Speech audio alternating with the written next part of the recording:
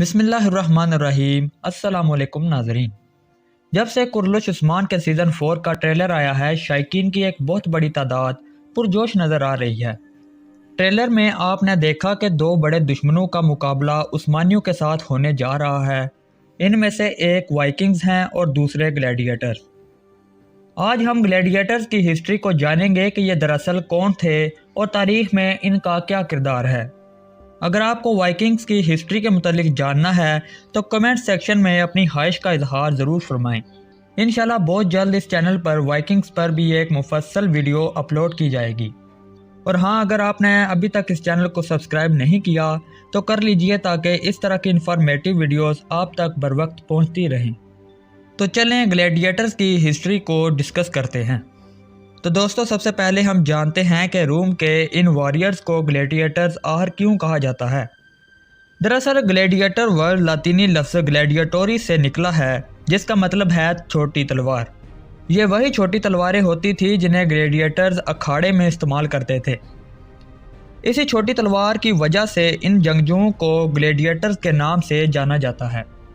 ये ग्लैडिएटर्स अखाड़े में एक दूसरे के साथ खून की ऐसी होली खेलते थे जिसे देखकर रोम के आम बाशिंदे और बादशाह समेत तमाम उमरा बहुत लुत्फ़अंदोज़ होते थे। इसी खूनी खेल की वजह से न जाने कितने मासूम अपनी जानों से हाथ धो बैठे। लेकिन सवाल तो ये पैदा होता है कि आखिर इस खेल का जन्म कैसे हुआ। तो एंशियंट रोम में एक रूमी ओहदेदार जिसका नाम जूनियस ब्रूटस था, जब वो मरा तो इसके जनाजे तक मुख्तलिफ गुलामों को अखाड़े में लड़ाया गया, जिसमें ये गुलाम अपनी अपनी जानों को बचाने के लिए अपने मुखालिफ गुलामों को कत्ल कर देते थे। रोम में यह अकीदा आम था कि जब कोई बड़ा रूमी आदमी मरता है तो इसकी रूह की सलामती के लिए इस तरह के खूनी खेलों का इनेकाद किया जाता है। वो यकीन रखते थे कि इंसान का बहता खून मरे हुए की रूह की सलामती के लिए इंतहाई मुफीद है। कुछ अर्सा तक ये खूनी खेल सिर्फ जनाजों के टाइम ही मुनक्कद होते रहे, लेकिन आहिस्ता आहिस्ता रोमियों को यह खेल इतना पसंद आया कि अमीर लोगों ने अपने असर और रसूख और ताकत को शो करवाने के लिए इन मुकाबलों का इनेकाद अवामी सतह पर करना शुरू कर दिया, और इसी ज़माने में ग्लैडिएटर्स रोम में मशहूर हो गए। इन ग्लैडिएटर्स में ज़्यादा की तादाद गुलामों की होती थी जो मजबूरी की वजह से अपनी जान हथेली पर रखे अखाड़े में उतरते। लेकिन कुछ ग्लैडिएटर्स ऐसे भी थे जो कि शोहरत या अपने ख़ानदान या इलाके का नाम ऊंचा करने के लिए लड़ते थे।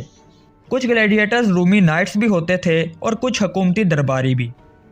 इसलिए ये बात कहना बिल्कुल गलत है कि ग्लैडिएटर्स हमेशा गुलामों पर ही मुश्तमिल होते थे।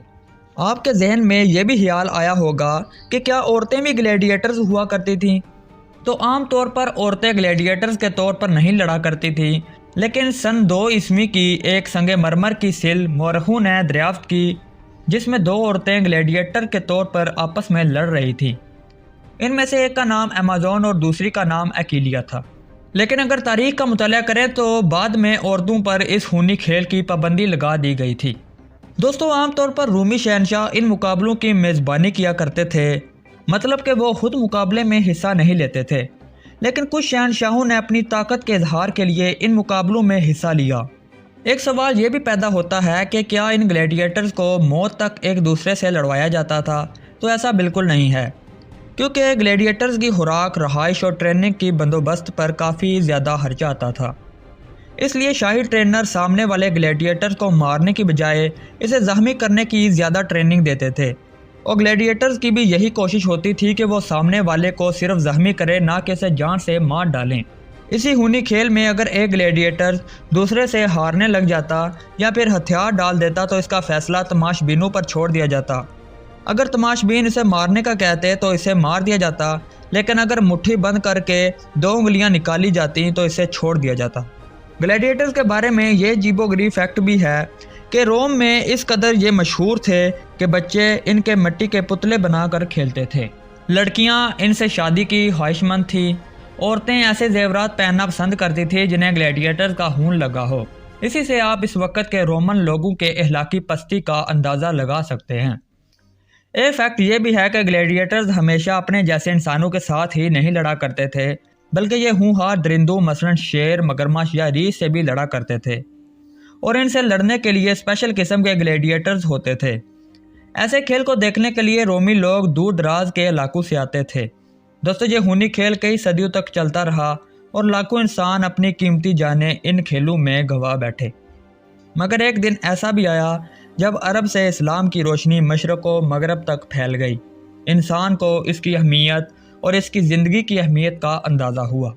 انسان نے انسانیت، محبت، پیار اور اخوت جیسے فن سیکھے اور آخرکار یہ خونی کھیل اسلام کی روشنی سے آہستہ آہستہ ختم ہونے لگا۔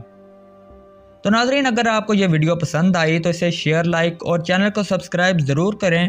ملتے ہیں نیکسٹ ویڈیو میں، تب تک کے لیے اپنا خیال رکھیے گا۔ اللہ حافظ۔